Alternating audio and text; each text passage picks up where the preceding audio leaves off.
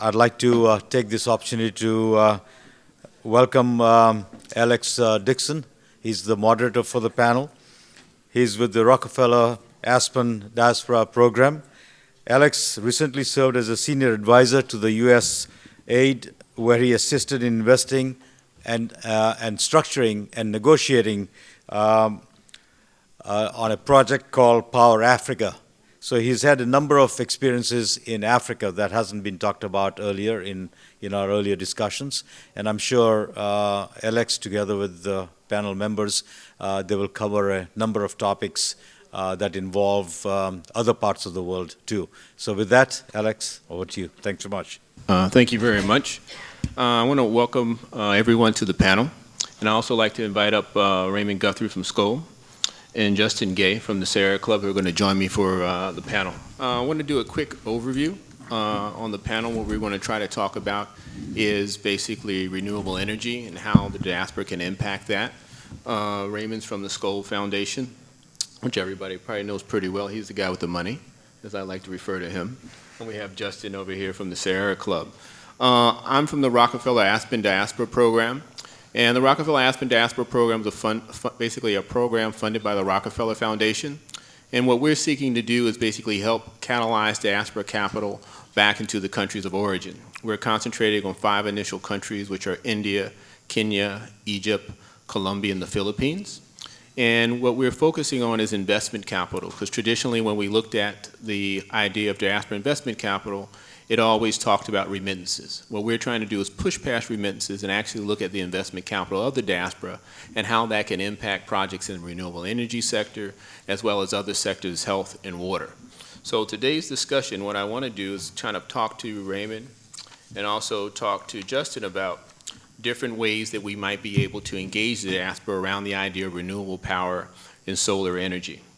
One of the things that constantly comes up and when we talk about investing is that when I did the Power Africa work, as you referenced before, and I'm sure this is the same in other markets, there's a tremendous amount of capital that's available for power when you're talking about 100 megawatt super projects. There's a plethora of capital. But once you go below that mark, if you go to 75 megawatts, once you go down to 10 megawatts, if you go down to basically 5 megawatts, there's no capital available at all. But these projects and these power projects have a huge impact on rural communities and local communities. So oftentimes what you have is that you have small communities and rural communities that can benefit from renewable energy projects and solar projects that can't get funding because all the capital is chasing the big projects. And I see a couple of people shaking their head and people have experience with this. Well, one of the things that we want to explore at the Rockefeller-Aspen Diaspora Project is how we can get the diaspora to invest back in some of these opportunities. In that if the big guys won't do it, the diaspora community does have the collective investment capital to invest. So what we're trying to figure out is how we can get channels for them to invest and be catalytic in the investment. And one of the things that we're going to talk about later on is the idea of a pledge fund. But first I want to turn to Justin and really have him give us a quick overview of where he sees the opportunity as far as off-grid renewables and tell us kind of how the Sierra Club looks at the opportunity. Absolutely, thanks. So it's probably important to give you a bit of a background on who the Sierra Club is really quickly as well. Sierra Club is the oldest and largest environmental organization in the United States. We were founded over 100 years ago by a guy named John Muir who was focused on protecting wild places. Fast forward 100 years, we're still very much focused on that mission, but we also recognize that all of the progress we've made in protecting a number of wild areas will be undone if we don't address climate change. So, our big focus here in the U.S. is transitioning to clean energy sources, things like solar, wind, energy efficiency. I work in the international program, and so we obviously have very similar goals, and we focus a lot on these kinds of issues in India, working with partners on the ground. And there it's much less about transitioning power systems than it is about actually building power systems, because there are 300 to 400 million people who don't have access to power today, hundreds of millions more who have access to only a few hours a day, and it's very spasmodic. It comes, maybe an hour at night, maybe an hour in the morning, you can't rely on it. Interestingly, in the communities that live off the grid, they do have access to modern technologies. Everywhere you look, people have access to a mobile phone. And that's interesting because it induces demand for power because they have the mobile phone, but they have no way to reliably charge it. And so what you're seeing now are entrepreneurs developing very innovative business models and financial models to solve this problem, and at the same time provide more power to help address other basic access needs, things like lighting, TVs, fans, a number of other very basic energy access needs. And I think from our point of view, that's really exciting because you are basically addressing development imperatives, social imperatives, environmental imperatives, and you're doing it in a fiscally and economically sustainable way. And all at the same time, people can make money. And it's very rare that you can actually put all those things together. So we are very focused on helping these entrepreneurs get this job done. And if you talk to anybody in the field, the very first thing they'll tell you is it's nearly impossible. It's like pulling teeth to raise capital. So we are, very interested in how we unleash the energy and the entrepreneurial activity and the investment dollars that sit here in the Valley and in the diaspora community to help overcome that barrier. And I think we've seen some very exciting first steps. In just the past 4 months, we've seen $45 million invested from some of the most prominent people here in the United States, everywhere from Mayor Bloomberg and his philanthropy to Elon Musk and Solar City. So there's, a lot of interest, a lot of activity, but it's barely scratching the surface when it comes to the need. And so we're very interested in figuring out ways to unleash the capital and the interest here in the Valley to help tackle some of the most important environment and development challenges today. Thank you very much, Justin. And one of the things you said is basically tapping the capital that's here in the Valley and also the capital that's amongst the diaspora. And one of the ideas that we want to introduce, and I'm going to ask Raymond for his comment on it, is the idea of setting up a pledge fund where the diaspora investors can pledge money into a fund. And then that fund would be responsible for going out identifying deals with the Sahara Club or identifying other deals that were in the country, depending on what state and region. And the idea of the pledge fund is to engage the diaspora, but to use the diaspora capital as a catalytic effect where if the diaspora person comes in, let's say we have a developer of a small hydro project of 5 megawatts or so. He comes in and says, I need around $2 million. The diaspora investor can say, okay, I'll give you $500,000. You spent probably $300,000, $800,000 in total. But now we need debt. As a result of that diaspora investor entering the deal, now you have the potential to access financing from OPIC or Overseas Private Investment Corporation, because now you have a U.S. sponsor, whereas that project was seen as foreign before. So one of the things we're trying to look at are inventive ways to engage the diaspora where we can provide them a pretty good return as far as the equity investment. But not only is that diaspora person providing equity capital, he's being a catalyst to basically accessing capital from the debt side. So one of the things I want to ask Raymond and his kind of experience and what the Skoll Foundation is looking at is different structures and different investment opportunities, how Skoll views them as an institutional investor, and also where do you think potential is for such structures from the diaspora and how you can get them engaged? All right, thank you. So at Skoll, we invest in, celebrate, and support social entrepreneurs throughout the world to drive large-scale change. Through partnership, though, currently one of our partnerships is with USAID. We're trying to drive the acceleration of some of the innovations of some of our social entrepreneurs and some of the social entrepreneurs that have yet to be able to access institutional capital or capital from USAID. So what we've come to with USAID to do is help introduce them to entrepreneurs that wouldn't necessarily know how to access government resources, or help open USAID's eyes to how to find and source quality social entrepreneurs throughout the world.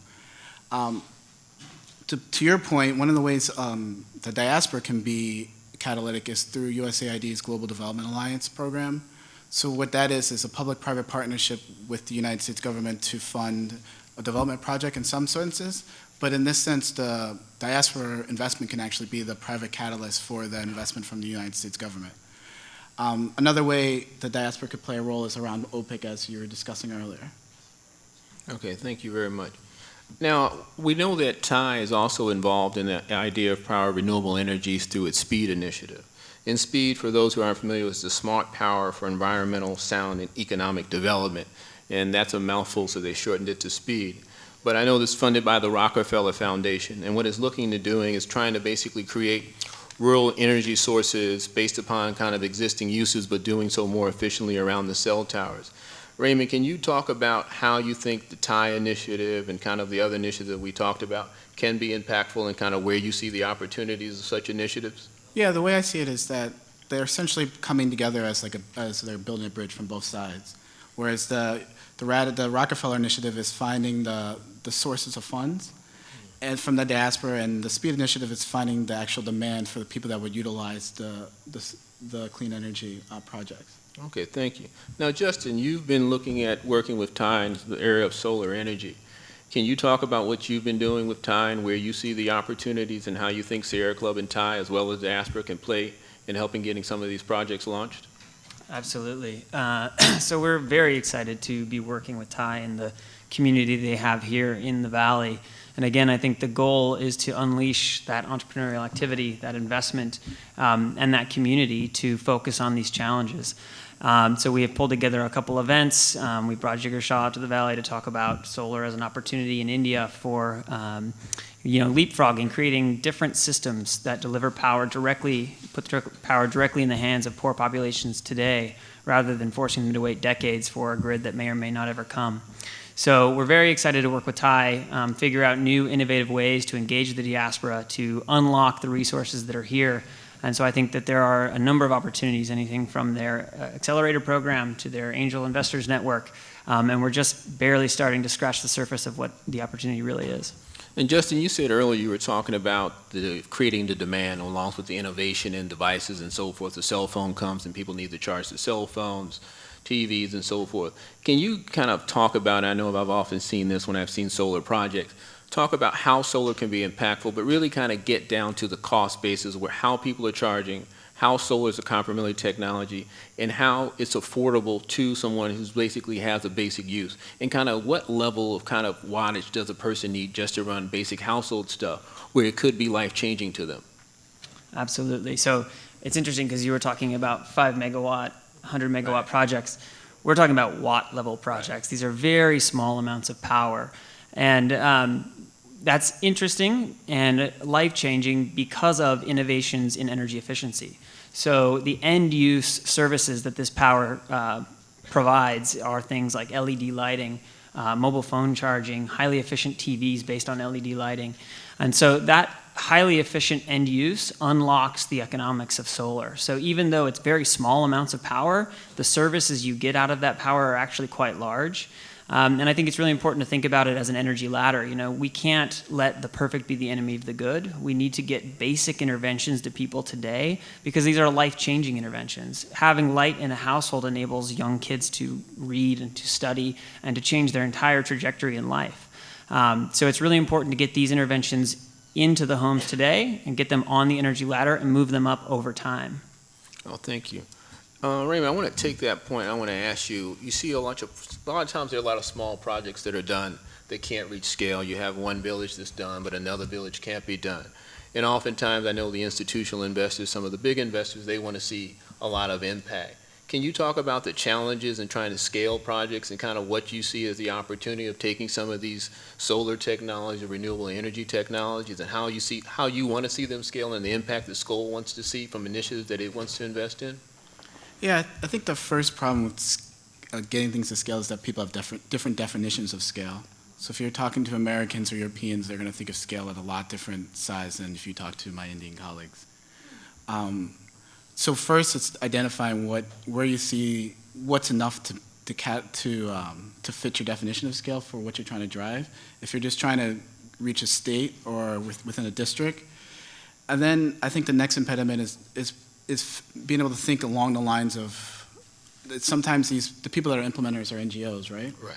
And if you got to look at them just like you would look at a company, and a company that's $5 million or $20 million can't be run by the same company that's entrepreneur that's running a $200 million company. And it's hard to think through the process of transitioning from leadership to someone that's more capable of managing larger companies. So it's thinking through all the different steps to scale, I think kind of inhibits people that are within an organization to get to scale.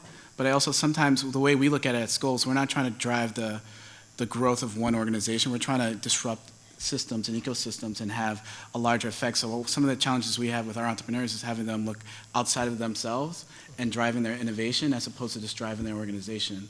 So trying to think broadly and try to think of how they can influence the ecosystem so others pick up what their innovation is. And one of the points you hit is kind of, what if I understood it right, is the whole human capital component, be able to scale an organization, not so much with technology, but with management. Right. How can the diaspora, the Indian diaspora, engage in projects, or what impact do you think that they can have in getting some of these organizations up where some of their projects would be able to scale? Well, I saw it all the time when I was in India, is that people from the diaspora coming back and working with these organizations in India and providing that non-financial services that of understanding what it is to run a large organization and help smaller companies think a lot bigger. I think that's one easy way that diaspora can provide it. All right, thanks a lot. Justin, I want to ask you, I've seen a number of projects, the projects get implemented, the technology is great, everything goes away, and as Raymond says, sometimes the organizations aren't built. Can you talk about the necessary of maintenance, training from the solar side and the renewable energy side, where you actually do have a sustainable system because the parts and the training and everything have been built into the project? Can you talk about the need for that, and also, you know, what role can the diaspora play, or basically how do you see that component in energy projects playing out? And is it important, and kind of what's the missing link in making sure that projects are sustainable? Yeah, absolutely. So I think that a lot of communities and a lot of donors have had bad experiences with off-grid solar programs and off-grid solar technology, mostly because the first wave of pioneers were largely nonprofit organizations. They would go in, build a system, and then they'd leave. And there'd be no after-sales service. There'd be no notion of how to take care of these systems over time. So that's kind of like off-grid solar 1.0. But I would say that we've now hit kind of off-grid solar 2.0, which is entirely driven by businesses. And the only way you're going to be a successful business is if you provide after-sales service and retain customers. So you're seeing a number of really exciting companies who very much, very fundamentally understand that there is no way that their company survives in the long run if they don't build out robust after-sales services. And I think the most obvious one is Selco in India. They have a very robust network of technicians who are there on call, and they target, I think it's 24 hours. So there's no, you can't have your system down more than 24 hours without a technician out there to fix it. And I think that's how we have to think about these systems. You have to think about it the same way you or I would expect service delivery. We would never allow that to happen here in the developed world, and there's no reason it should be any different for poor populations than the developing world. And do you see that whole idea of maintenance, does it raise the cost, or is it a necessary part of cost? But if people are getting steady power, it's something that people will pay for. Oh, absolutely. I think that's the biggest misconception in this space, which is that poor populations can't pay. Right. They absolutely can pay, and they're paying through the nose for really dirty fossil fuels, things like kerosene, candles, stuff that is noxious and, you know, causing burns and death. And so if you can show value and you can maintain that value over time through after-sales service, there's no doubt that they will pay, and there's no doubt you can create profitable, sustainable companies. Now, in some of the projects that you looked at, we have a number of diaspora investors here. What kind of capital do you think a diaspora investor, if I'm sitting, I'm saying, you know, is it $1 million, is it $100,000, is it $25,000? You know, what type of investors out there and what type of opportunities out there that you think that diaspora people can look at that's realistic? As you said, we're not talking about millions of megawatts. Sometimes we're just talking about 1 watt. But if I want to engage and I want to make a difference and I have some money set aside, you know, will my $25,000 make a difference, or do I need $500,000 or $1 million to make a difference? That's a great question. So it's all of the above.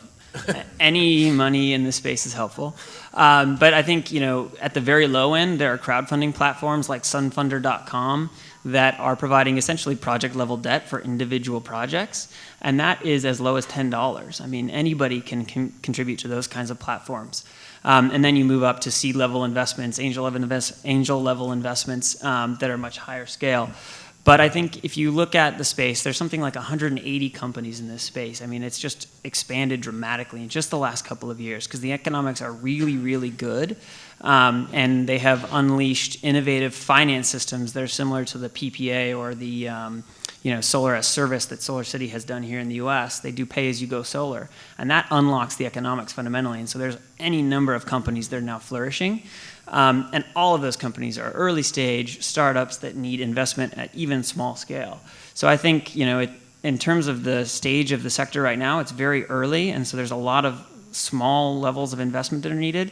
But I think going forward, the biggest hurdle will be debt. And so the access to debt, venture debt, any kind of commercial finance for cheaper capital is really necessary. Okay, I mean, actually, I want to seize on the topic of debt, and you kind of read my mind, and that we talk about equity all the time, but we don't talk about debt. And I am going to leave some time for questions, but I want to kind of bounce back to Raymond and say, you know, everyone thinks Skoll's large foundations, billions of dollars. It looks at a lot of different issues. So me as a diaspora person, I'll say, hey, Skoll's in India, Skoll's basically investing in power. You know, they're going to take care of it. You know, how big is the problem? You know, what part is the diaspora capital needed? And do you think, is it more of a need for debt, or is there more of a need for equity? And what do you think that first step for a diaspora investor can be on the debt or equity side? First, we're not multi-billion-dollar funds, so we're not going to solve every problem.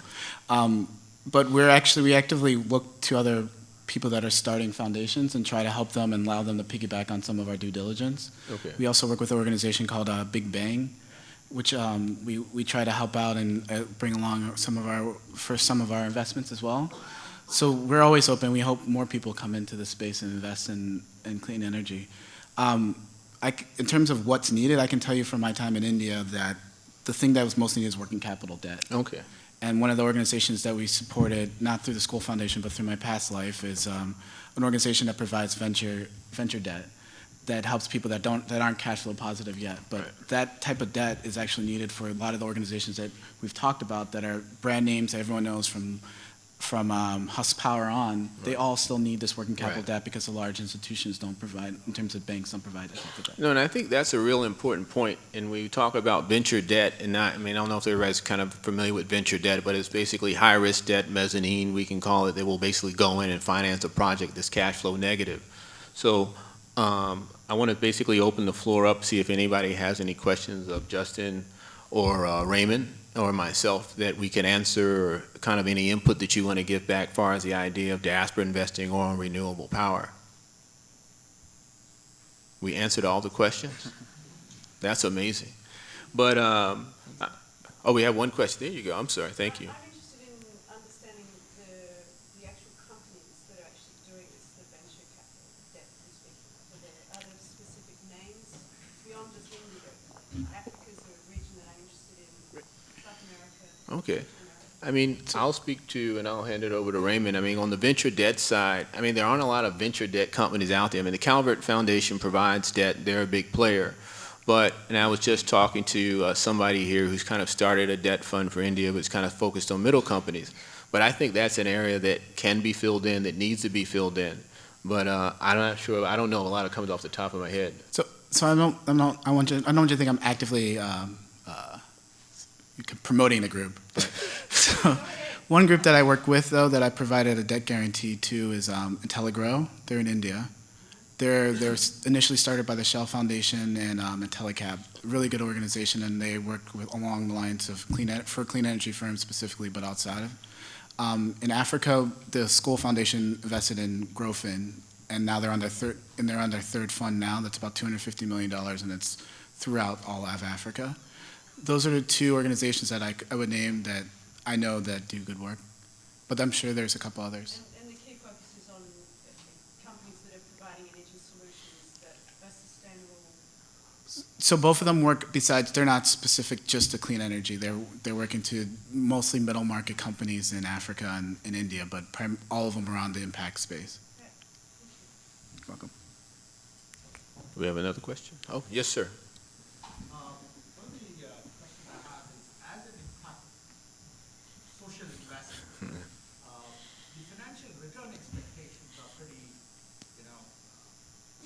How is that sustainable? Because that's something that when we've approached some of these foundations for funding on an impact investment, the financial return expectations are lower than regular venture funds, but at the same time they are significant, given the foreign exchange risk, Right. given all of these things. Do any of these funds actually, I mean, one is having an objective to return X, but how many of these funds realistically expect to return X? Well, I mean, I'll speak and I'll kind of comment on what I've seen in power, and that power is difficult to finance sometimes because you're not going to make a 25% return on equity.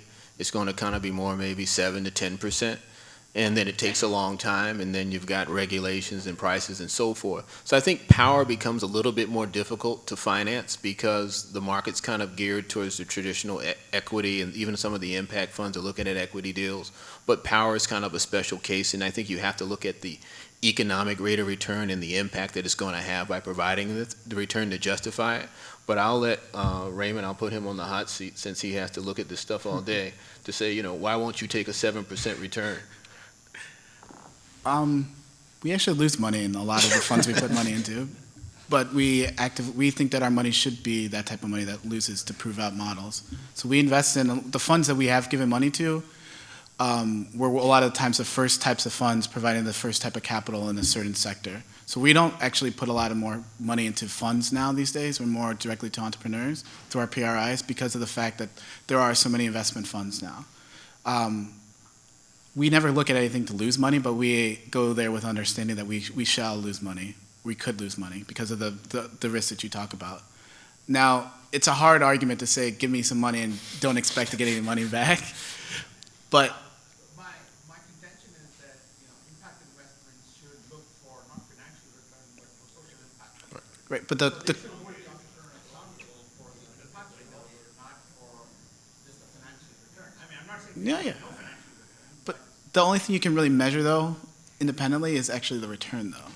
The impact is very subjective. Until you guys have hard metrics that are defensible in terms of your impact, then the story generally goes back to the financing. And actually, that's a good point. I want to turn to Justin. I mean, a lot of times everyone says we need a metric. How do we measure how many households are connected? How many cell phones? How do we change life? How does Sierra Club go about the whole idea of providing metrics and impact on energy projects? Since that's very important to the financiers, and oftentimes the only number we have to go by is the IRR. So how do we get to the metric part where we can start answering some of these questions? That's a really good question. I mean, I know a lot of the large multilateral development banks are struggling with it right now. What is a definition for energy access? Right. You know, traditionally it's been measured in kilometers of transmission and distribution lines built and megawatts of supply installed. That doesn't at all get at your access question, whether or not people are actually being connected to that grid, whether or not they can afford that power. So I would say that the issue is very wide open. I would say from our point of view, the way we measure it, and it's very crude, and it's only because we really believe in what the entrepreneurs in the off-grid space are doing, is simply dollars invested in that space, because we've seen the impact that those companies have. We've seen their numbers. I mean, it's just incredible. You know, Bangladesh has 2.8 million solar home systems installed. That's like 25% of the off-grid population. I mean, when we talk about scale, that's scale.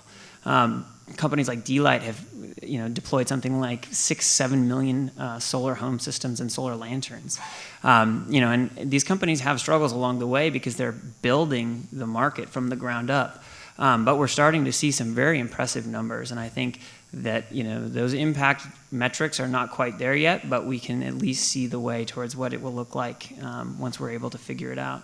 Okay, thank you. Can I get a point on that? Okay. So those numbers you said, I think if you go a little deeper, though, you kind of get to the point that I was trying to make earlier is, so like the delight numbers, what does that mean for the quality of life in terms of the people in there? And I think until you can adequately say, besides saying you've given households a light, Right. and say how that household's economic situation has improved, or has their consumption gone up, and things that have something that's far more like tangible, I think, than this saying I've given a light to someone or sold a light. Those are the numbers that I think can be more persuasive to investors than just those large numbers. Not to take anything away from Delight. I like Delight and all the rest of those groups, but. Well, no, definitely. I think we had one more question from this gentleman in the front, and then we're going to have to close it down, unfortunately, because we have a lively discussion going here. Only quick. So in terms of measuring impact, have you seen in your work any sort of overlap with international philanthropy and perhaps bolstering how reporting is done in that end to determine how you see these models play through, determine if there is a market, and it's something you can build upon with impact investment? But I know there's a lot of standards on the fund side, but when it gets down to the project side, I think what the guys are saying is that there's no kind of standardization when it comes to renewable energy or solar. At the fund level, I can say, okay, I invested in this many people now have insurance, or I believe this is what the company's reporting to me as an investor, that this many people are connected. But I'll let Justin answer that question. Yeah, no, I think that's right. I think there's definitely work to be done generally in creating those kind of standards and that kind of reporting. And I think it would be helpful because there are a number of companies that are going to generate legitimate returns, 15 to 20% IRRs, and no problem. And there will be others who will struggle to reach those kinds of returns, at least early on. And so those kinds of impact metrics will be helpful for unleashing impact investment capital. But I think at the end of the day, these businesses have to be built with legitimate market level returns in mind. And I think they are being built that way. And there's a very big misperception that these companies are not generating legitimate returns. Well, thank you very much, and I thank you all for your attention, and I hope you found the conversation interesting.